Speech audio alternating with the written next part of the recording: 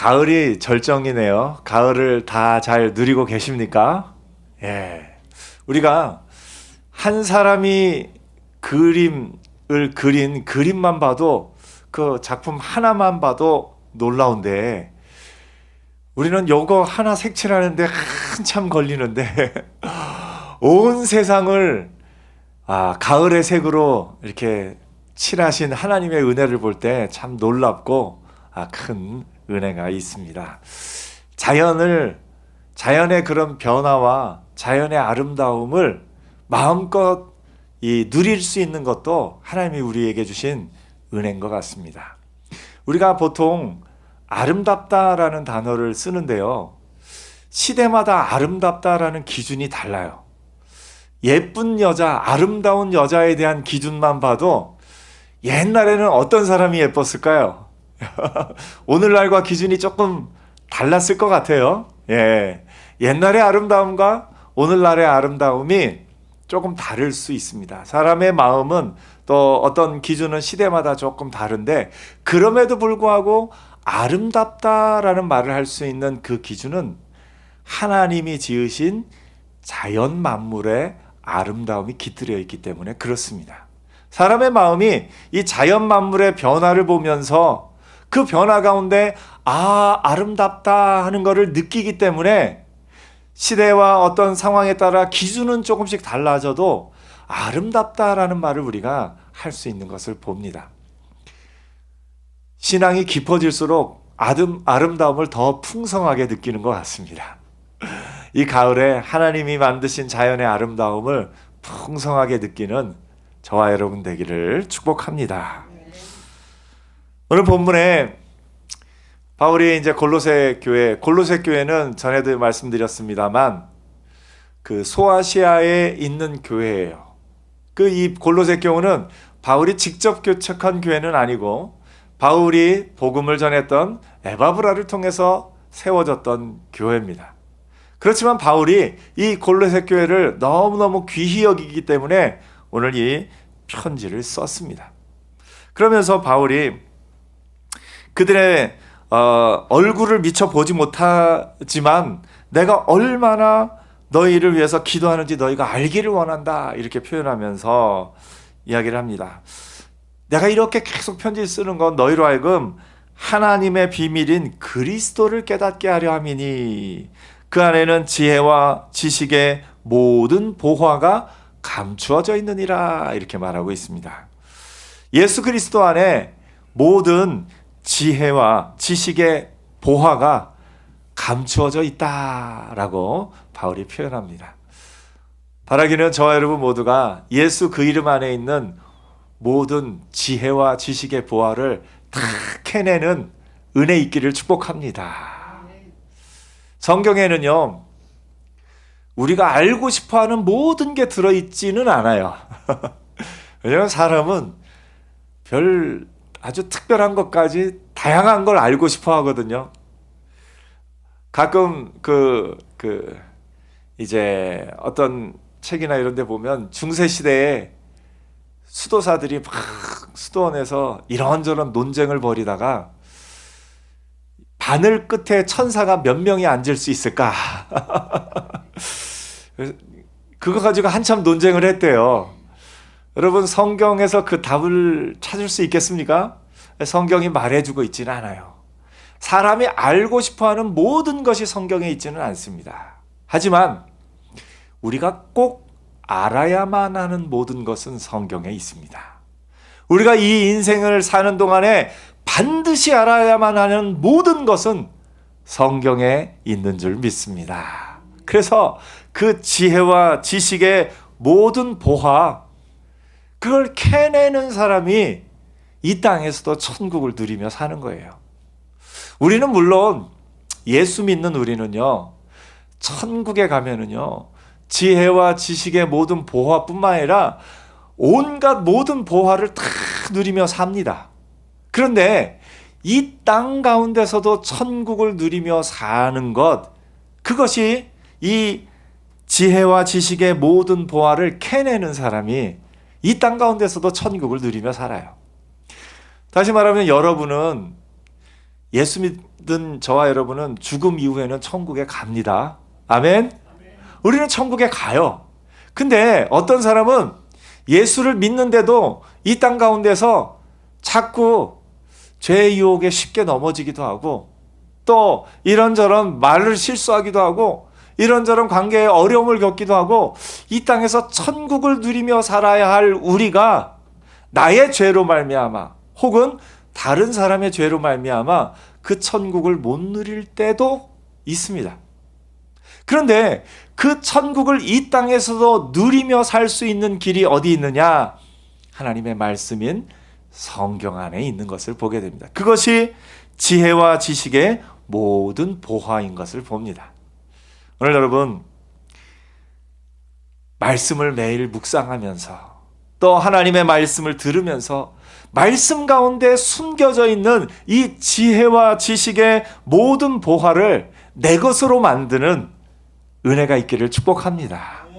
사람은요, 깨달은 대로 사는 존재가 아니라 습관대로 사는 존재입니다. 그렇기 때문에 들을 때는 아 맞아 그렇게 해야지, 아 맞아 그 길이 맞아 딱 들었는데 습관은 내 습관대로 살아갑니다.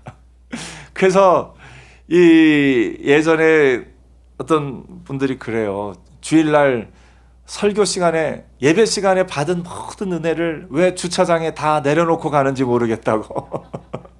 그럼 왜 그러냐면 사람들이 깨닫는 건 말씀을 통해 깨닫는데 삶은 내 마음대로 예전의 습관대로 살기 때문에 그래요. 그래서 삶이 바뀌는 가장 좋은 길은 뭐냐면 새로운 습관을 만들어가는 길입니다.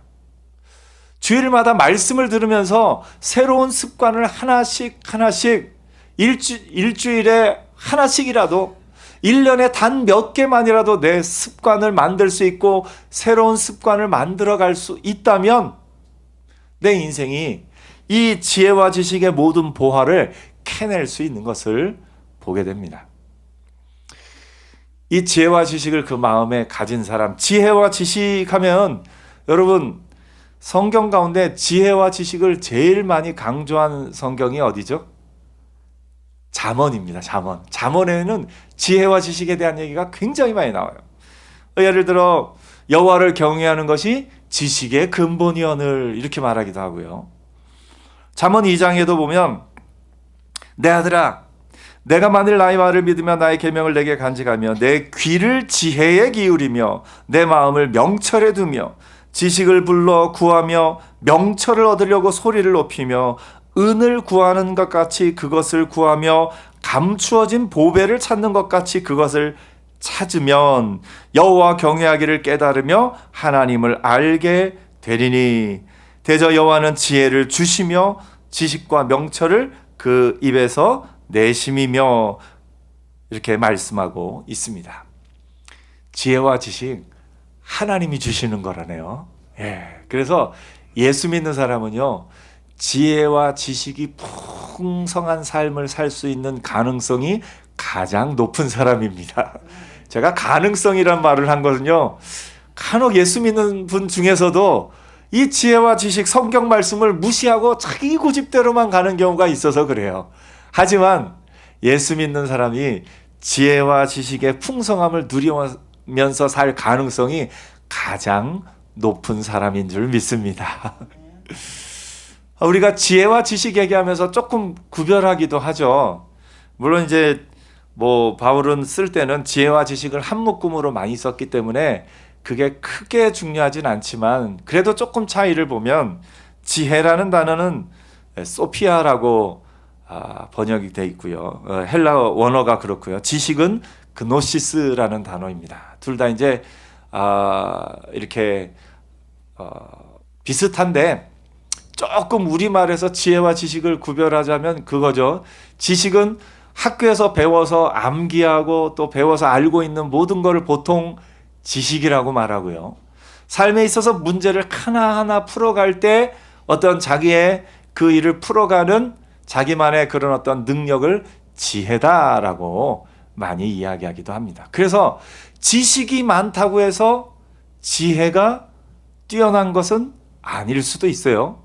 그러니까 가장 많은 것을 배운 박사, 대학 교수, 또 이렇게 연구만 평생 했던 분도 어떤 부분에 있어서는 조금 어리석은 결정을 내리기도 해요. 반면에 내가 지혜가 뛰어나다고 해서 지식이 많은 사람을 또 무시할 수는 없습니다.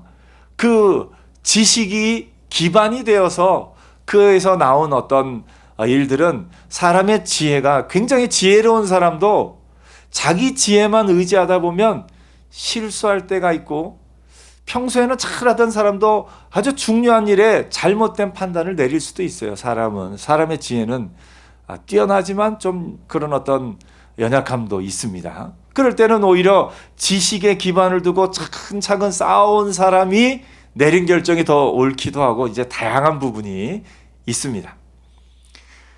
지혜와 지식이 뭐 같은 말이지만 조금 다르게 보자면 이렇게 볼 수 있는데, 오늘 저와 여러분에게는 지혜도 지식도 풍부하게 캐내는 은혜가 있기를 축복합니다. 하나님의 비밀인 그리스도를 깨달을 때에 이 지혜와 지식의 풍성함을 누리게 된다, 이렇게 말합니다. 하나님의 비밀은 그리스도를 깨닫게 하려 함이니 그 안에는 지혜와 지식의 모든 보화가 감추어져 있느니라. 그렇다면 예수 안에 어떻게 이 모든 지혜와 지식의 모든 보화가 감추어져 있을까요? 이런 것은 사실은 성경에 여러 가지 많이 이렇게 알 수 있지만 제가 몇 가지만 말씀을 드리도록 하겠습니다. 가장 먼저는요, 예수를 믿는다는 것은 내가 죄인인 걸 깨닫는 것부터 출발합니다. 우리 집사님 중에 한 분이 이제 어디 갔다 오면서 얘기하다 보니까 젊었을 때 어느 분이 가자고 해서 교회에 갔대요. 근데 교회에 갔더니 그 목사님이 우리는 모두 다 죄인입니다, 그러는 말씀을 하는 통에 나는 죄진 게 없는데 왜 다 죄인이라고 그러지? 아이, 나 교회 안 갈래. 그리고 한참을 안 나가다가 또 하나님이 은혜를 더해 주셔서 또 이렇게 교회에 가게 됐다 하는 그 얘기를 또 이렇게 들은 기억이 있습니다. 근데 예수를 믿는다는 거는요, 내가 죄인인 걸 깨닫는 데서부터 출발합니다. 여러분이 우리가 하나님 앞에 죄인인 것과 예수님 외에는 우리를 구원할 분이 없는 걸 믿으십니까? 아멘. 이게 인생에 가져다 주는 차이가 너무나 큽니다.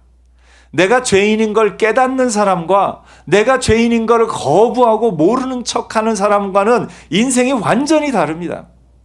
겉모습으로는 아무리 다른 사람 앞에 좋게 보이려고 나를 포장하고 꾸미고 한다 할지라도 내가 죄인인 걸 깨달아 아는 믿음의 사람과 그것을 거부하는 사람은 완전히 다른 삶을 살 수밖에 없는 것을 보게 됩니다.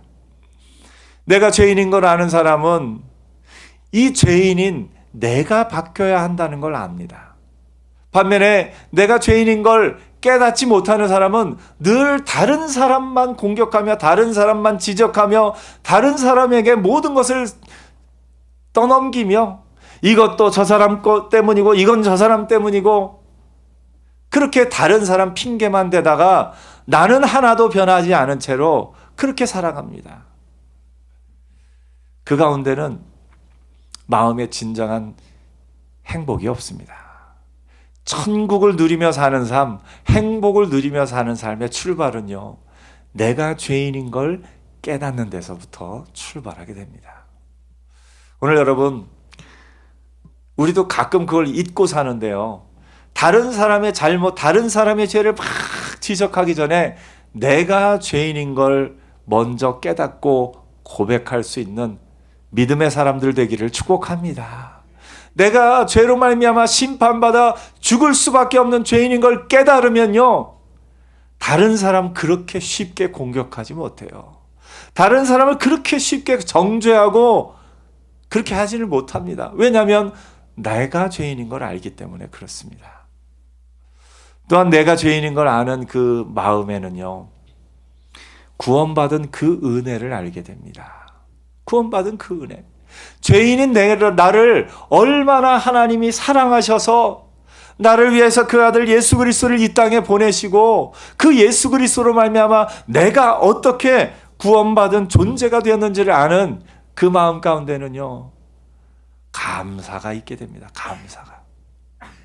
내 마음 가운데 나 같은 자를 하나님이 사랑하셔서 나를 위해 십자가에 달려 죽으신 그 예수님으로 말미암아 내가 오늘도 하나님 앞에 나올 수 있고, 내가 오늘도 하나님 앞에 찬양할 수 있고, 기도할 수 있고, 예배할 수 있다는 것이 얼마나 놀라운 일인지를 알게 됩니다. 그러면요, 삶의 하나하나가 감사합니다. 숨 쉬는 것도 감사하고요. 우리가 하나님 앞에서, 어떤 분은 그래요. 감사 얘기를 하려니까 콧구멍이 하늘을 향해 뚫려 있지 않게 하신 것도 감사합니다. 여러분, 코가 당연히 콧구멍이 아래로 있죠. 근데 그것도 만약에 하나님이 거꾸로 만들어 놓으셨으면 굉장히 불편했을 거예요. 그것도 감사하고, 눈도 한쪽으로만 볼 수 있는 것도 감사하고, 여러 가지 면에서 우리가 당연하다고 여기는 모든 것에 대해서 그것을 감사할 수 있는 마음이 일어나게 되는 것을 보게 됩니다. 오늘 여러분, 다음 주가 추수감사주일인데 정말 추수감사주일의 마음은 우리의 감사하는 마음에 있어요. 여러분, 한 주간 집에 가서 꼭 한 번씩 써보세요. 최소한 10가지씩. 많은 분들은 더 많이 쓰셔도 좋겠지만 최소한 10가지씩 하나님이 나에게 주신 은혜가, 올 한 해 하나님이 내게 주신 감사한 일이 무엇인지를 한번 써보세요. 너무너무 많습니다. 이 가을에 나무를 붉게 물들인 것도 얼마나 감사한 일인지요. 우리로 하여금 이 가을에 풍성한 과일을 먹게 하신 것도 얼마나 감사한 일인지요. 여러분, 사실 하나님이 밥만 주셨어도 감사한데 과일도 주시고 참 다양하게 주신 것 같아요. 이번 주는 우리 성도님들하고 어디 다녀오면서 그런 얘기를 했어요. 그 맛있는 거를 먹고 나서, 옛날 왕들은 망고를 먹었을까? 그래도 왕이면 저 먼 나라라 할지라도 망고를 가져왔을 수도 있을 것 같은데, 이런 생각을 하니까 어떤 분이 그러셔요. 옛날에는 그 망고가 나는 나라에서 우리나라까지 배로 1달, 2달 걸릴 텐데, 그러면 그 사이에 망고 못 먹게 됐을 거라고. 우리가 망고를 먹고 또 이런 과일을 먹고 또 먹는 거, 이거 옛날 왕들은 꿈도 못 꿨을 그런 걸 우리가 누리고 있다라는 얘기도 잠깐 나눴던 기억이 있습니다. 오늘 여러분, 당연한 것이 아니라 감사한 겁니다. 내가 지금 숨 쉬고 있는 것, 내가 지금 예수를 믿고 있는 것, 내가 지금 살아있는 것, 내가 지금 볼 수 있는 것, 내가 지금 이야기할 수 있는 것, 내 옆에 나를 지지하고 격려하고 응원해주는 사람이 있는 것, 이거 당연한 것이 아니라 감사한 겁니다. 오늘 여러분, 감사의 마음을 품고 사는 한 주간 되기를 축복합니다. 감사한 마음은요, 또 이게 표현해야 진짜 감사가 되는 거죠. 그래서 하나님 앞에 써보시고 표현하고, 또 가족들한테, 옆에 있는 가족들한테도 이래서 감사해. 아이들이 학교 다녀오겠습니다 하고 학교를 다녀오면요, 당연한 게 아니라, 아이고, 네가 학교 갔다가 집에 와서 참 고맙네. 예, 남편이, 또 아내가, 또 자녀들이 서로가 서로에게요, 당연한 것이 아니라 감사한 것이. 밥을 한 끼 먹으면서도요, 아이고, 오늘도 이렇게 밥을 해서, 또 이런 음식을 해서, 요리를 해서 같이 먹을 수 있는 게 얼마나 감사한 일인지를 자주 표현하며 사는 은혜 있기를 축복합니다. 감사는요, 표현할 때 그것이 진정한 감사가 되고, 표현할 때 그것이 이제 사람에게도 또 마음에도 전달되는 것을 보게 됩니다. 이처럼 예수 안에서 내가 죄인인 걸 깨닫고, 이 죄인인 내가 구원 얻은 것이 얼마나 큰 일인지를 깨달은 사람이 이 땅 가운데 천국을 누리며 행복을 누리며 살아갈 능력이 되는 것을 봅니다. 또한 예수 안에서 이 예수 그리스도의 은혜를 깨달은 사람은요, 이제는 화목하게 하는 능력자로 살아갑니다. 하나님과 나와의 깨어진 관계를 예수께서 화평케 하셨는데, 우리 말씀 외운 것처럼 예수 그리스도의 피로 말미암아 하나님과 우리 가운데 화평을 누리게 되었는데, 이제 세상 가운데 우리가 해야 할 일은 뭡니까? 화평을 만드는 자로 살아가는 겁니다. 여러분, 예수 믿는 저와 여러분에게는 화평을 만드는 능력이 있습니다. 그 능력을 사용하며 사는 하나님의 사람들 되기를 축복합니다. 깨어진 관계 속에서 내가 화평을 만들고 나면 그 가운데 하나님이시는 또 천국을 누리는 거예요. 사람들은요, 깨어진 관계가 있으면요, 이 깨어진 관계를 누가 회복해야 된다라고 말하냐면 저 사람이 먼저 와서 사과해야 된다. 그 깨트린 사람이 먼저 와서 어떻게 해야 된다라고 이야기를 합니다. 근데 예수 안에 있는 사람들은요, 그것을 어떻게 다시 화평하게 화목하게 만드는지 그것을 아는 능력이 우리 가운데 있는 겁니다. 예수께서 십자가에 달려 죽으심으로 말미암아 하나님과 우리 사이에 깨어졌던 관계를 그 죄의 값을 대신하여 지심으로 말미암아 그 깨어진 관계를 화평케 하셨던 것처럼 이제 우리도 화목하게 하는 자로, 화평하게 하는 자로 살아가게 되는 겁니다. 이것도 지혜와 지식의 모든 보화 가운데 하나인 것을 보게 됩니다. 오늘 여러분, 제가 몇 가지만 말씀드렸습니다만 예수를 믿음으로 말미암아 말씀 안에 사는 우리에게는 무궁한 지혜와 지식의 모든 보화가 우리 안에 있고, 또 이 땅 가운데 살아가면서 그 지혜와 지식의 모든 보화를 캐내어 천국을 누리며 살 길이 우리 앞에 있습니다. 오늘 여러분, 지혜와 지식의 모든 보화를 잘 캐내는 은혜 있기를 축복합니다. 그걸 잘 캐내면요, 레벨이 올라갑니다. 레벨이 올라가요. 레벨이 올라가서 그리스도 예수의 장성한 분량에 이르기까지 여러분의 레벨이 올라가는 은혜 있기를 축복합니다. 기도하겠습니다.